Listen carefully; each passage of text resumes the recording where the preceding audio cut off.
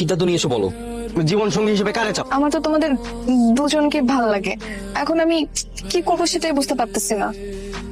আচ্ছা, ছেলেটা তো 4টা বিয়ে করার নিয়ম আছে, আমি 2টা বিয়ে করতে পারবো না? আমি তোমাদের দুজনকে বিয়ে করি। এইগুলা বললে তো হইব না, তোমার তো যে কোনো একজনের সিলেক্ট করতে হবে। মানে একটা ডালে 2টা পাখি বসে, কিন্তু কখনো কি দেখছো একটা পাখি 2টা ডালে বসে আছে? কি করবো আমি তো সেটাই বুঝতে পারতেছি না, কি করে আমি কাকে সিলেক্ট করবো? এই এক কাজ করে একটা টস করি, হ্যাঁ, টসের মাধ্যমে যে জিতবা আমি তাকে বিয়ে করবো।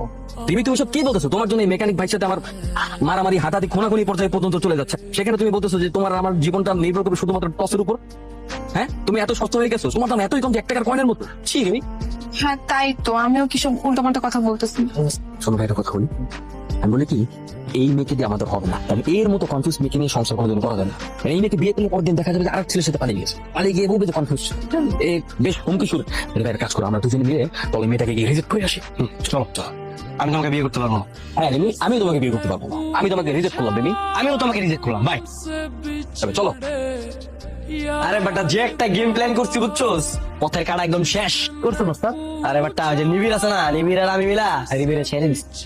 নিবিড় তো ভাবতেছে আমি ওরা ছেড়ে দিছি সত্যি সত্যি, কিন্তু আমি তো ছাড়ি নাই। আমি এখন একটা ফোন দিয়ে কোনো সরি সব জানা শেষ। তাহলে এখন তাড়াতাড়ি ভাবিরে ফোন দিয়ে কাহিনীটা কম। হ্যাঁ, এখনই ফোন লাগাই দিচ্ছি, থাম।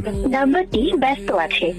আমি তোমাকে যা যা বলছি আমি মন থেকে বলিনি, সবকিছু আমার বানানো ছিল, অভিনয় ছিল। মূলত ওই দুষ্ট ওই মেকানিক থেকে সরানোর জন্য বলেছি। দেখো তোমার আমার মাঝখানে কিভাবে বড়দের মতো চলে আসে, ওকে সরানোর জন্য বলেছি।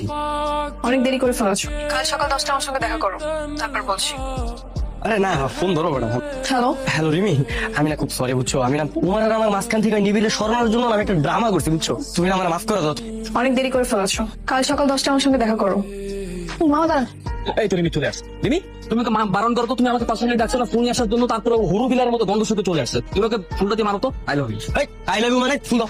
আই লাভ ইউ আমি বলবো, তোমার ফোনের কয় টাকা দাম? 20 টাকা, আমি তোমাকে 100 টাকা দিচ্ছি। স্টপ। আমার বিয়ের কার্ড। আগামী শুক্রবার আমার বিয়ে, আমার বিয়েতে এসে পেট পুড়ে খেয়ে যাও। বলছিলাম না এর মতো ঝামেলা আছে, কনফিউজিং গার্ল। হ্যাঁ, আজকে এই ছেলে ভালো, কিন্তু আরেক ছেলে ভালো। ওর মতো একটা কনফিউজ মেয়ের জন্য এই তোমার সাথে আমার দেখছো মারামারি কাটাকাটি কত কিছু হলো, খারাপ সম্পর্ক হয়ে গেল। ভাই তাই বলো ভাই, আমি এসবের মধ্যে নাই, আমি এসব বিয়ে সাথের মধ্যে নাই। আমার কার্ড দিচ্ছ তো, আমার কার্ড দিয়ে তুমি বিয়ে করে শুধু। আরে পাগল নাকি, আমি ওর বিয়েতে যাবো? হ্যাঁ, এই কার্ডটা আমার কার্ড, আমার কোনো মিসিং এর একটা দিন ফালাই দিই। তুমি রাগ করে না বুঝছো, আর ভুল তোমার হয়েছে আমার হয়েছে। হ্যাঁ, মাঝখানে শুধু এই একটা মেয়ের কারণে আমাদের মাঝখানে এত বড় একটা সম্পর্ক নষ্ট হয়ে গেছে। তো ভুল টুল বুঝে না, আমার মাফ করে দিও। হ্যাঁ আচ্ছা যাই হোক, শোনো, তুমি সরি বলে লাভ নাই, সরি আমিও গাইতে। হ্যাঁ